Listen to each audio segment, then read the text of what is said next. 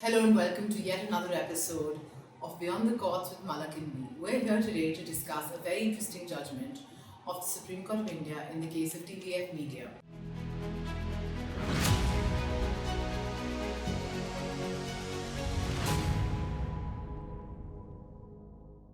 In this judgment, the Supreme Court has quashed a FIR registered against a media house that was producing a TV series called College Romance. The allegation was that the TV show had obscene language that was being used, and therefore it amounted to an offence under the IPC for obscenity on the basis of a private complaint that was filed before the magistrate court under section 156(3), which was allowed, and a FIR was registered. That was then taken to the Delhi High Court. Delhi High Court upheld the 156(3) order directing registration of the FIR and also upheld the registration of the FIR. That went to the Supreme Court, and we finally have a judgment last week, around the 17th of March, from the Supreme Court of India. Malak, I leave this to you now. What are your views? It's a resounding judgment in the context of free speech and in the context of what amounts to obscenity, in light of the fact that digital content and large part of the OTT content today is accessible to the public at large and primarily targeting the youth. Interestingly, there's a stark difference between the way the High Court has dealt with the matter and the way the Supreme Court has reaffirmed the law which already exists, but saying that the High Court went wrong on a couple of major issues. Now let's just step back and see what was before the court. The platform in question is a platform called the TVF Series, and the show which was alleged to have committed the offence was a show, as you said, was College Romance. Now the way the series is made is actually dealing with students who are studying at a particular college, and during the course of their studies, their interaction, various allegedly obscene or profane sentences and language was used. This became the reason for a person to go and file a complaint and say, look, this language is not something which should be easily accessible to the public at large, especially when and this large part of the OTT content comes out during the COVID time when people are sitting at home, and content was easily available to them on various digital platforms and apps. This complaint therefore was primarily under section 292 of the IPC, which deals with obscenity, and section 67 of the Information Technology Act, which is promulgating and proliferating obscene material. But for the definition of obscenity, one still has to go back to the IPC. Now, when the matter came up before the High Court, interestingly, the High Court took this at two levels. The High Court said that one, how do you see the definition of obscenity is developed by catena of judgments of the Supreme Court from 1964 onwards. However, obscenity in today's age and today's date, where the youth today is more impregnable to the media content that it's watching, will have to keep evolving. Therefore, they in fact try to fit in concepts of profanity, concept of vulgarity also within the ambit of obscenity, saying that look, obscenity cannot be a static motion. Today, any material which even borderline touches something which is vulgar may constitute obscenity in terms of the definition. The second and the interesting part of how the High Court dealt with this was that you also have to see the audience which is targeted and not just use the reasonable man's test as we all see is being used. The court used the word, very interestingly, the court used the word impressionable minds. That if the content which is created is allegedly going to cater to impressionable minds, which in their contours of thinking process amounts to obscenity, then the test of 292 is met. So I'll stop here before we go to the Supreme Court judgment. How do you see this, and how do you see this in the context of how obscenity has grown over a period of time from judgment to judgment, to in the context of OTT platforms being a large media caterer to the public at large, specifically targeting the audience of say 14 to 25 or 30? So see, the thing is, one, we are dealing in a situation where we don't really have large or a very comprehensive OTT regulation still. So really, what the the film certification that is applied to movies that are released, that's not applicable to OTT. It's time we get those, and it's time that those are in place.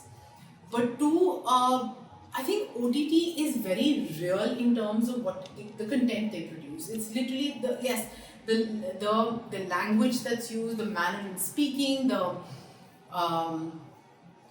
attitudes that are displayed through creative works are very real to this modern society that we're living in. And that is also creativity of the producers, the directors, the actors that has to be given room to be able to excel at what they're doing.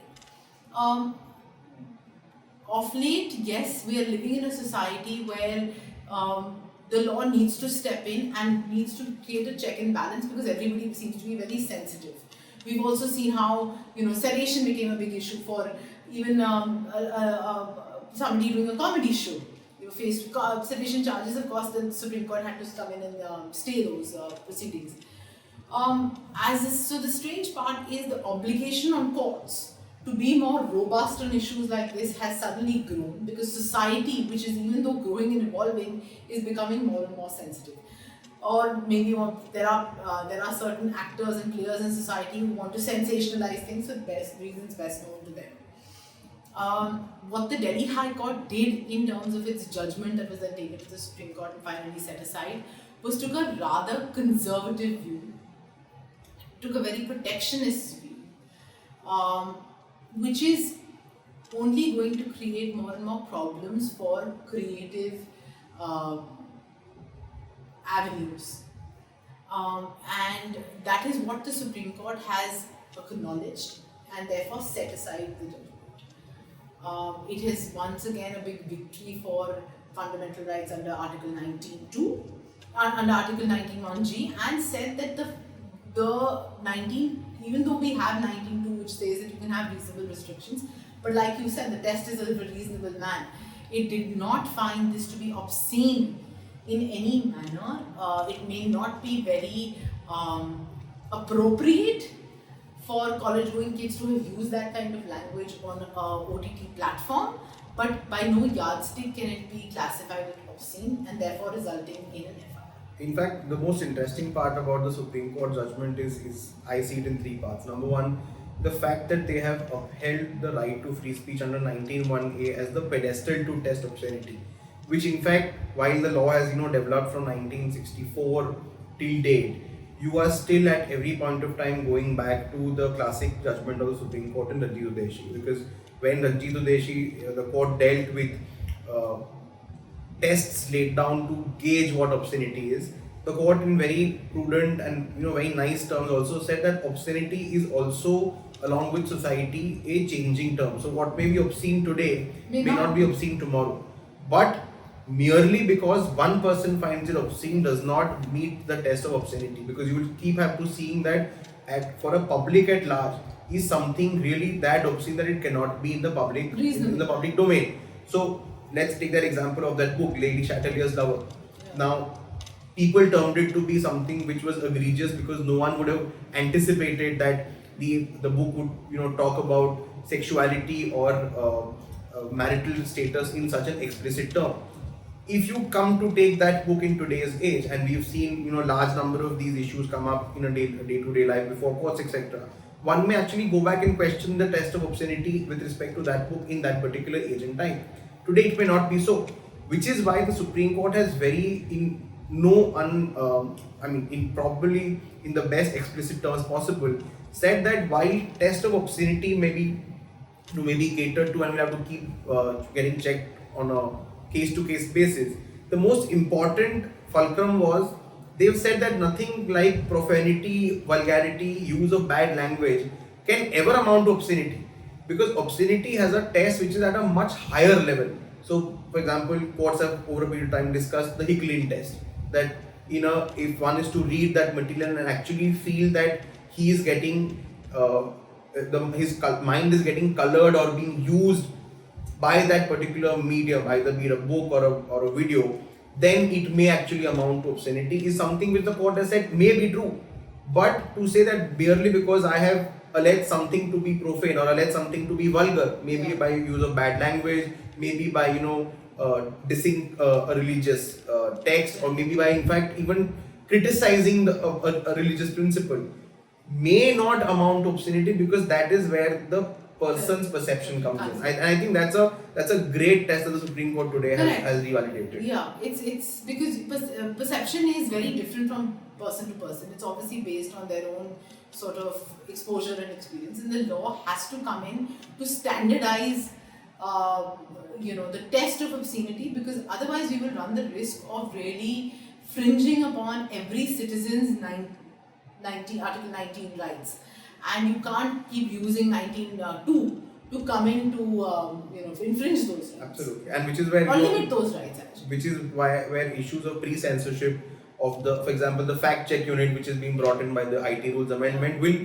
also become relevant, because ultimately the underpinning argument there is also a free speech. So maybe interesting will be to see how this judgment is actually interpreted and used in the IT rules amendment case. Even in defamation cases, you can't have pre-censorship. That there also you are limiting and curtailing the journalistic freedom and journalistic rights. So yeah, this is a classic thumbs up to free speech.